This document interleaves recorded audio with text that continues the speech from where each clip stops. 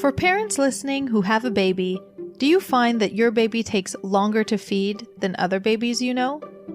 Do you wonder how long it will take for your baby to get on a regular feeding schedule?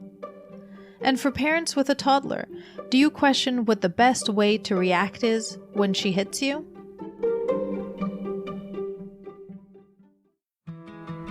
So the big question is this: how do we navigate through the mountain of overwhelming, often contradictory, and sometimes false parenting information we find online?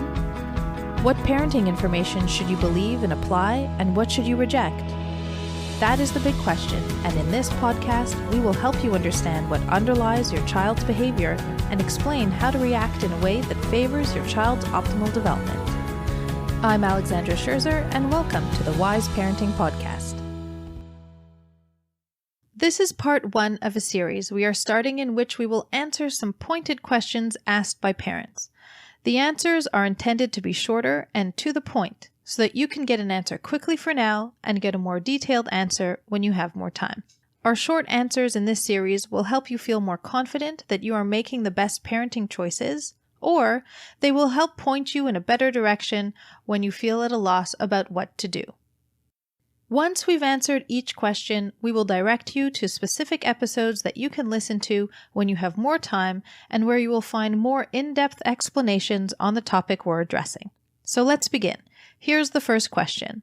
Is it normal that my baby is taking so long to feed and is taking so long to get on a regular feeding schedule?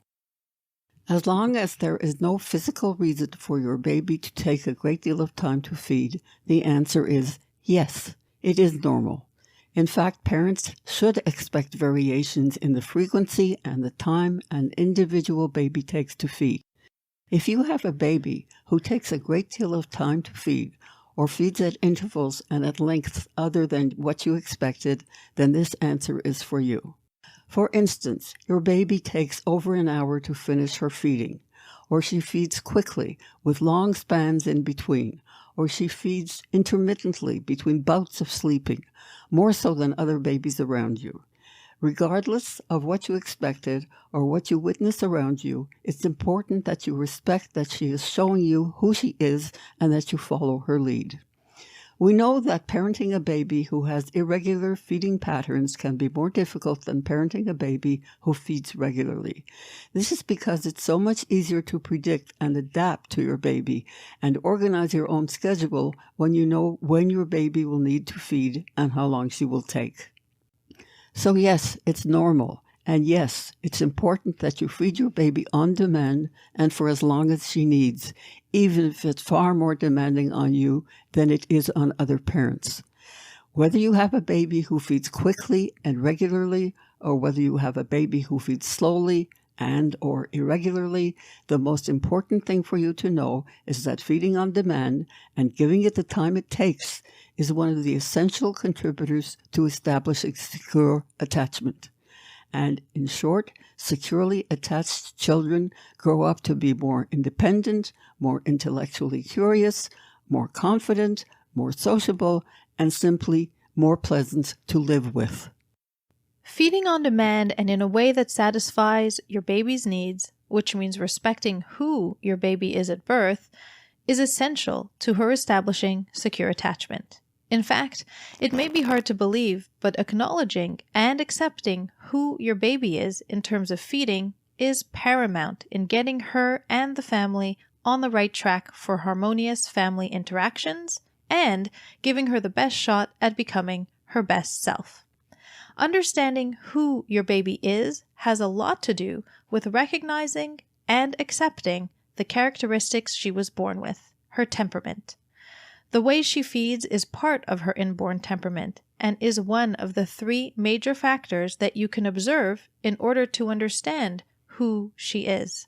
Working with her temperament will help you to make the best parenting decisions for her as a baby, as a child, and onward. For more on this topic, be sure to listen back to our bonus episode, slotted between episodes 10 and 11, all about the inborn characteristics every child is born with and how to parent your child based on her particular temperament and needs. Understanding who your baby is and accepting her inborn temperament will help you to feel confident in how you meet her needs so that you can help her establish secure attachment to you. You do this by respecting the way she needs to feed. That is the time she takes, the way she feeds, and the time she needs in between feedings. Doing this contributes to her establishing the optimal form of attachment, secure attachment. Since your goal is most likely to raise an independent, intellectually curious, confident, sociable, and easy to live with child, be sure to put her on a path to establishing secure attachment. For more on attachment, the importance of secure attachment, and how to achieve this optimal form of attachment, we have 4 episodes that are sure to help you out. In episode 13, you will learn what attachment is, why you should strive to establish secure attachment in your child, and how securely attached children grow up to be very different adults than insecurely attached children.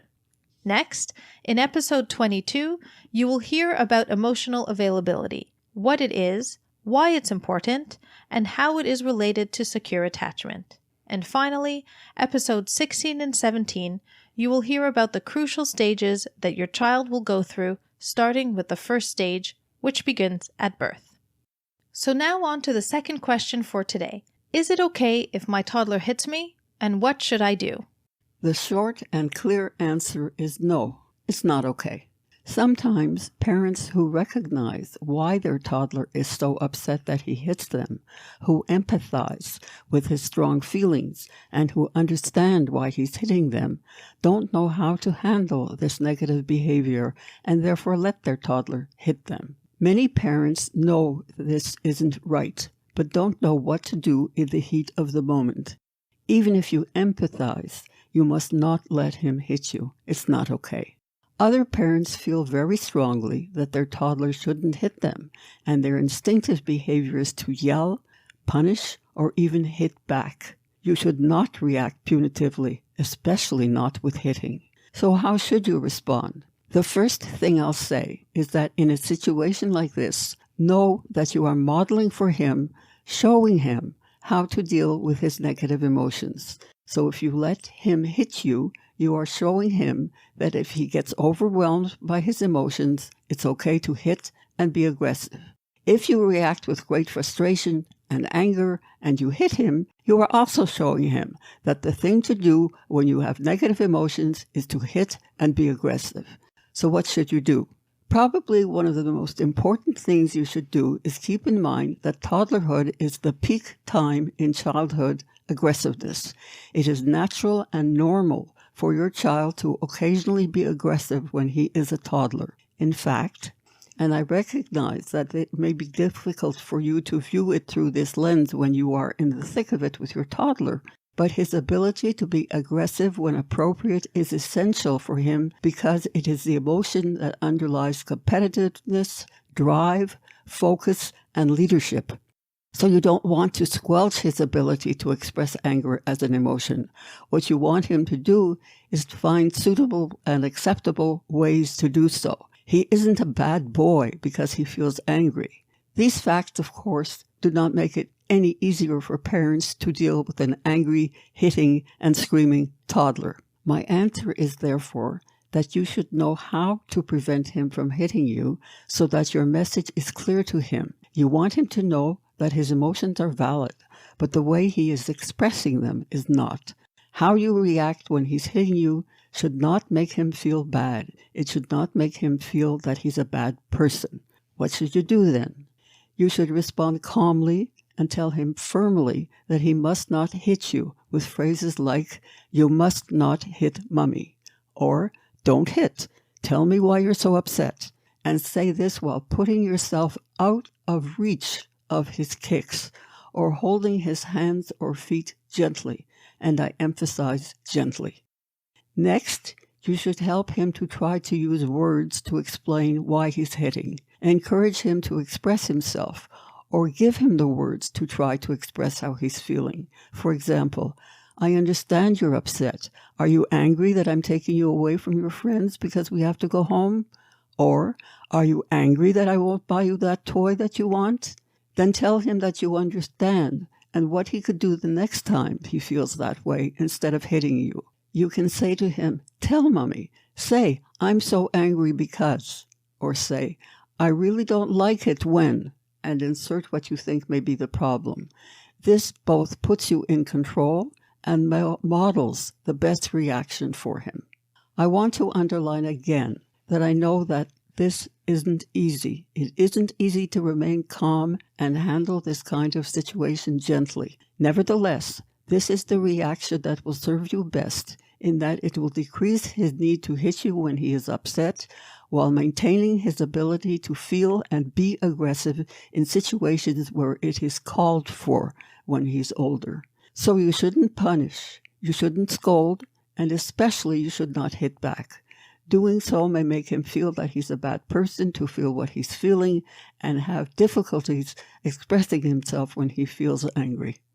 To recap, do your best to keep in mind that you want your child to stop hitting you, but you don't want to react in a way that will make him feel that his emotions are wrong or try to suppress them. Start by physically preventing him from hitting you by either moving out of reach or holding him gently. Then talk to him calmly. Help him express how and why he is feeling so upset.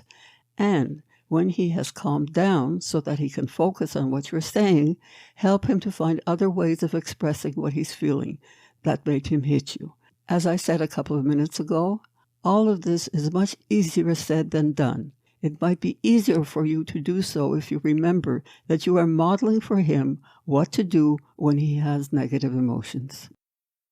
This answer should help you feel clearer about where you should stand on hitting and more confident in your approach to prevent your young child from hitting you. This question was about toddlers in particular, and knowing more about what's going on in your toddler's brain can help you feel more comfortable about his behavior.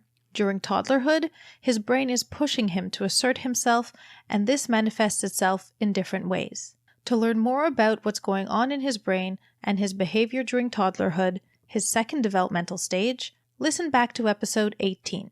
We also recorded an episode precisely about this topic of toddlers hitting and what to do about it. To hear more about this topic in particular, listen back to episode 2. And if you find it difficult to remain calm in the face of your child's aggressiveness, we have 2 episodes that will interest you.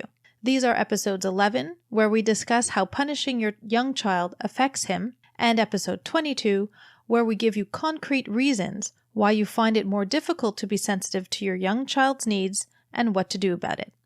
This now wraps up part 1 of our series, in which we provide short answers to parents' questions. Remember that you can always get more information by listening back to the episodes we pointed to at the end of each question. Stay tuned for part 2 of this series, in which we will answer 2 more specific questions from parents. We hope that you found today's podcast helpful. Come say hi on social. Our Facebook and Instagram accounts are @DrSolomon'sWisdom, all one word. You can subscribe to the Wise Parenting Podcast on any podcast app, including Spotify, the Apple and Google podcast apps, or wherever you listen. Parenting advice keeps changing on us, depending on what you read and who you listen to. This is making parents feel like they're doing a bad job. And worst of all, many parents today don't know who to trust for what is probably the most important job they'll ever have. So if you're the parent of a young child and you would like to feel clearer, more confident, and more at ease about your parenting decisions, then the Wise Parenting Academy can help you get there. With on-demand access to foundation lectures and seminars in digital, print, and audio, as well as exclusive one-on-one guidance from Dr. Solomon, the Wise Parenting Academy is the perfect next step to building the best long-term outcomes for your child. Come check us out at thewiseparentingacademy.com. Thank you for listening, and we hope you will join us again.